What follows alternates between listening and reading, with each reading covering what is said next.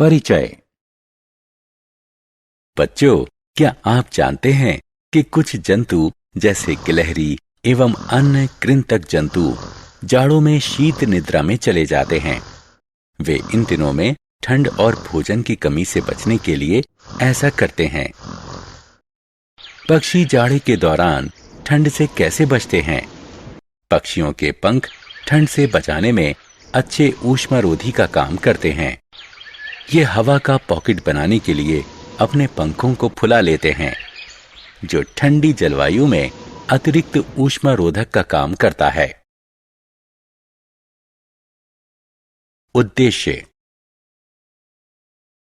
इस पाठ के अंत में आप निम्न करने में सक्षम हो जाएंगे।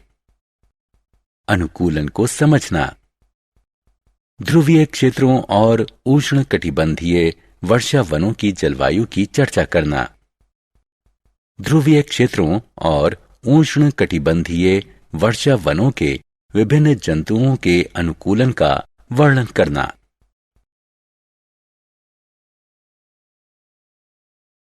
ध्रुवीय क्षेत्र और उष्णकटिबंधीय वर्षा वनों के देश। बच्चों, बहुत से देश हैं जिन्हें ध्रुवीय क्षेत्र और उष्णकटिबंधीय वर्षा वन के देश कहा जाता है। ध्रुवीय क्षेत्र दक्षिणी ध्रुव और उत्तरी ध्रुव के समीप होते हैं। इस क्षेत्र के कुछ देश हैं Canada, Greenland, Iceland, Norway, Sweden, Finland, Alaska और सर्बिया।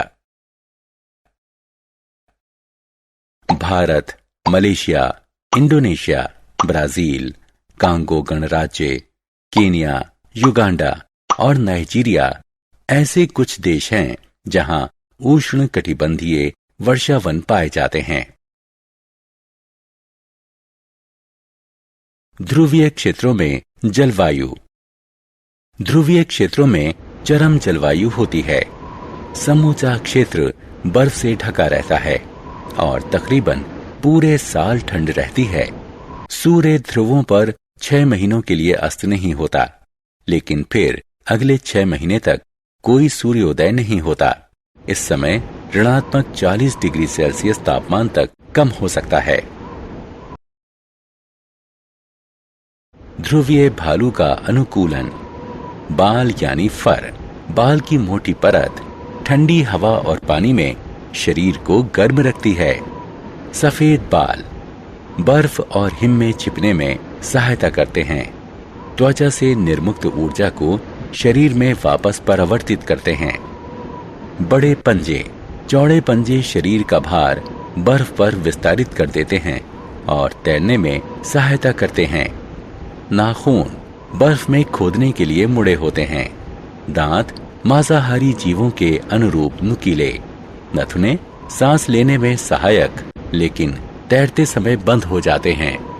छोटी पूंछ और कान ऊष्मा के क्षय को रोकने के लिए आकार में छोटे। वसा की परत ऊष्मा रोधन के द्वारा गर्म रखने में सहायक। पेंगुइन के अनुकूलन। आपने पेंगुइन का चित्र जरूर देखा होगा। वे सफेद होते हैं, इसलिए सफेद पृष्ठभूमि में वो आसानी से छिप जाते हैं। उनकी त्वचा मोटी होती है और उस पर बहुत ज्यादा वसा होती है, जो उन्हें ठंड से बचाती है। पेंगुइन अपने आप को गर्म रखने के लिए झुंड में रहते हैं। वे अच्छे तैराक होते हैं। उनका शरीर रेखीय होता है और उनके पैरों में जाल होते हैं, जो उन्हें तैरने में सहायता करते हैं। ध्रुवीय क्षेत्र के अन्य जंतुओं का अनुकूलन। ध्रुवीय क्षेत्र में रहने वाले अन्य जंतुओं में अनेक प्रकार की मछलियां, कस्तूरी मृग, रेनडियर, लोमड़ी, सील, व्हेल तथा अन्य कई प्रकार के पक्षी सम्मिलित हैं। आपने शायद सुना हो कि साइबेरिया की चिड़ियाएं प्रतिवर्ष सर्दियों में भरतपुर पक्षी अभयारण्य में आती हैं। वे भारत क्यों आती हैं? क्योंकि सर्दी में भारत की जलवायु साइबेरिया की तुलना में काफी गर्म रहती है। जब सर्दी खत्म हो जाती है तो वो अपने प्रदेश लौट जाती हैं।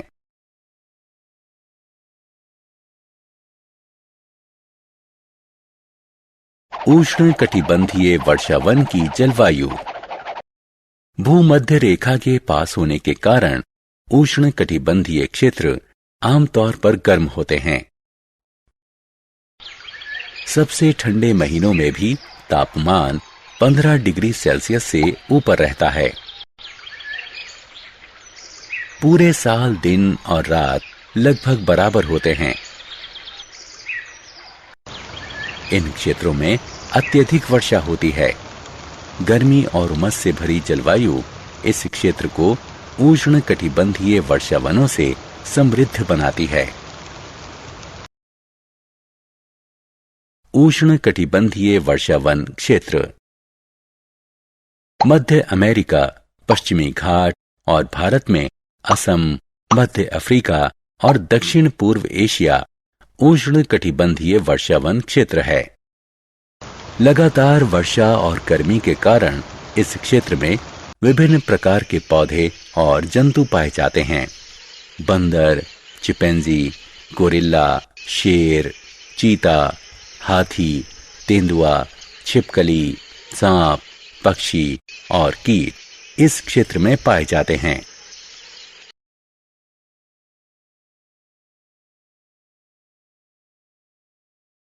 उष्णकटिबंधीय वर्षावन क्षेत्र के जंतुओं का अनुकूलन।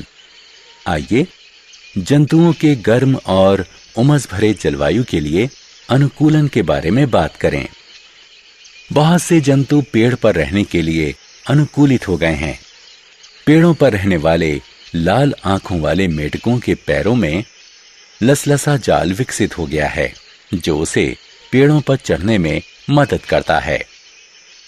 बंदरों को देखो, टहनियों को पकड़ने के लिए उनकी पूंछ लंबी होती है। बंदर के पैर और हाथ ऐसे होते हैं जो उसे टहनियों पर लटकने में मदद कर सकें।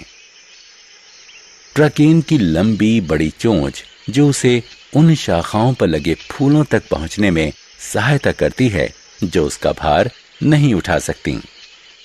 उष्णकटिबंधीय क्षेत्र के बहुत से जंतुओं में सुनने की तीव्र शक्ति, तेज दृष्टि, मोटी त्वचा और ऐसा रंग होता है जिससे वो अपने परिवेश में छिपकर खुद को शिकारियों से बचा सकें।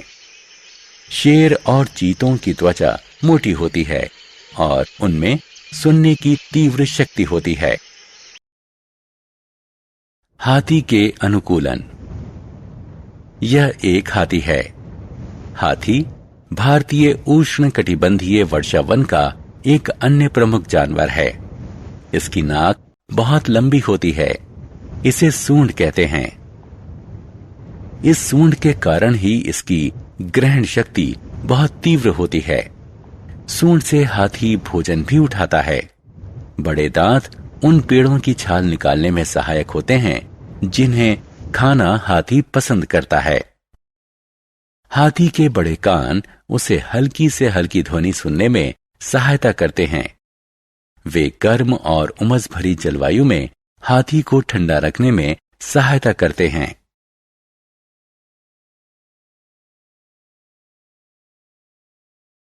सारांश। आइए हमने जो कुछ सीखा है उसे संक्षेप में दोहराएं। कोई भी विशेषता जो किसी जीव के जीने की संभावना बढ़ा दे उसे अनुकूलन कहते हैं। ध्रुवीय क्षेत्र साल के ज्यादातर समय बर्फ से ढके और ठंडे होते हैं। ध्रुवीय भालू और पेंगुइन ध्रुवीय क्षेत्र के जानवर हैं जो पूरी तरह से ध्रुवीय क्षेत्र की ठंडी जलवायु के अनुकूल हो चुके हैं। उष्णकटिबंधीय क्षेत्र में कोई जलवायु नहीं होती। लाल आंख वाला मेढक, बंदर, चीता, हाथी, तेंदुआ इत्यादि उष्णकटिबंधीय क्षेत्र के गर्म और उमस भरी जलवायु के अनुकूल हुए हैं।